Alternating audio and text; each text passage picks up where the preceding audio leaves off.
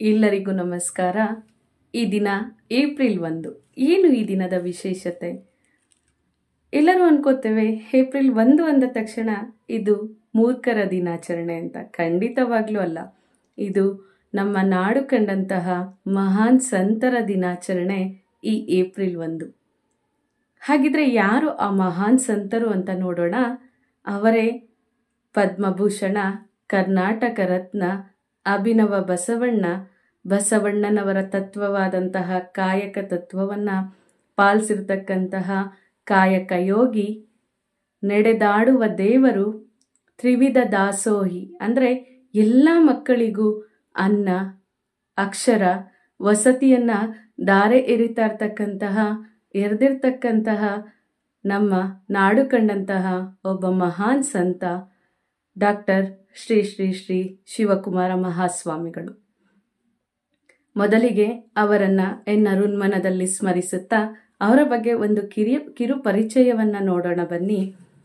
ಇವರು 1907 ಏಪ್ರಿಲ್ 1ರಂದು ಗಂಗಮ್ಮ ಮತ್ತು ಹೊನ್ನಪ್ಪ ದಂಪತಿಗಳ 13ನೇ ಪುತ್ರರಾಗಿ ನಮ್ಮ ರಾಮನಗರ ಜಿಲ್ಲೆಯ ಮಾಗಡಿ ಬಳಿ ಇರತಕ್ಕಂತಹ ವೀರಾಪುರ ಎಂಬ ಗ್ರಾಮದಲ್ಲಿ ಜನನ ಪಡಿತಾರೆ.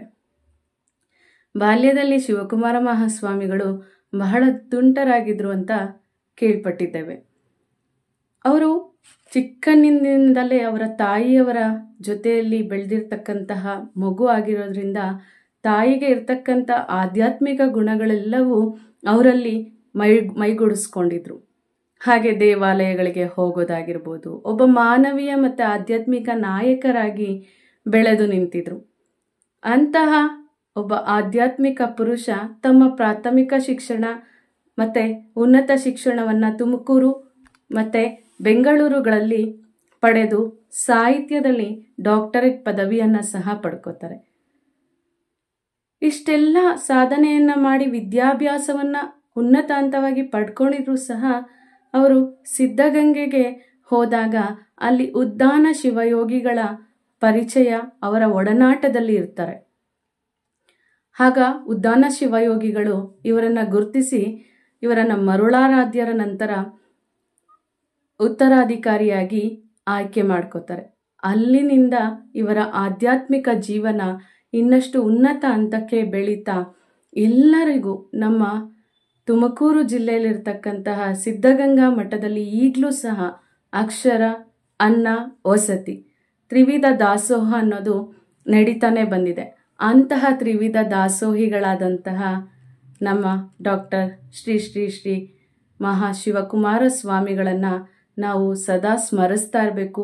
ಇಂತಹವರ ದಿನವನ್ನ ಸಂತರ ದಿನ ಅಂತ ಆಚರಣೆ ಮಾಡಬೇಕು.